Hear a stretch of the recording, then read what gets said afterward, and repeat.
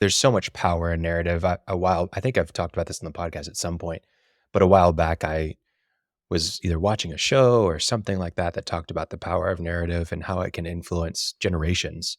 Just the narrative that you have for your family, the narrative that you have in your culture, even.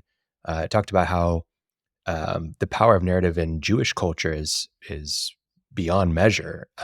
It influences everything they do and how they approach things communally, how they view the world, just and how they overcame the Egyptians with Pharaoh How and they Moses. view education and How achievement. exactly. It just Yeah. it's not, you see it in a lot of cultures.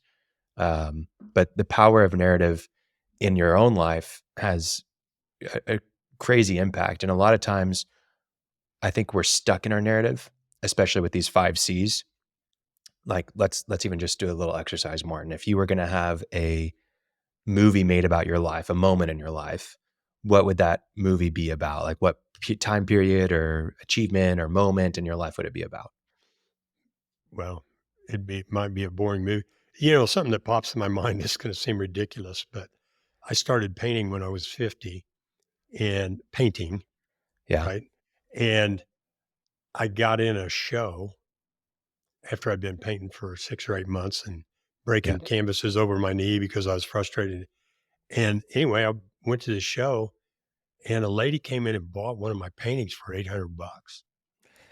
Okay. It's a very specific little, Yeah.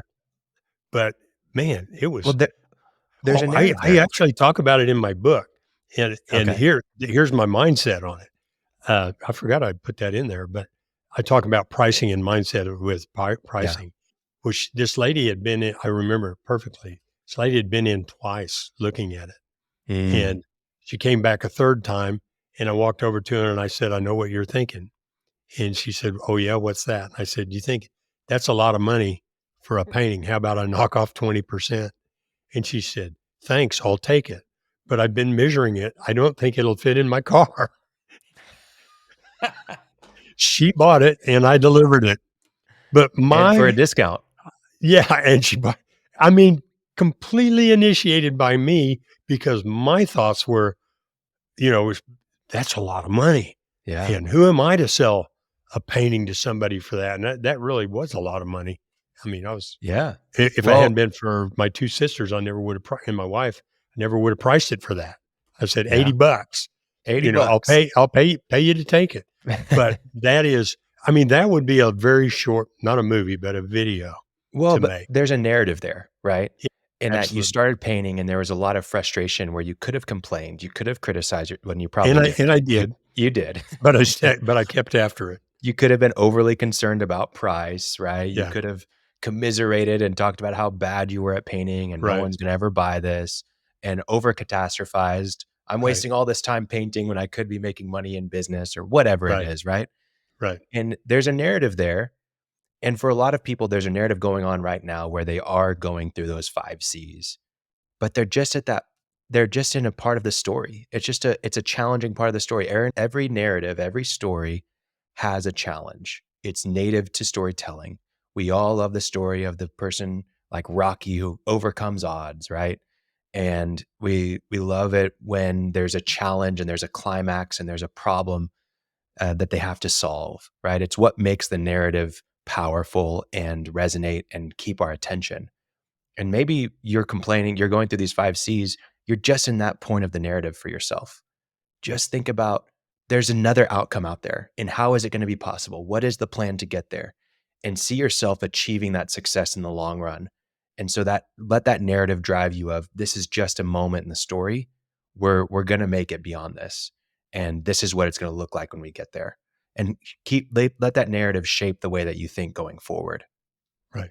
A little bit tangential, but something you said.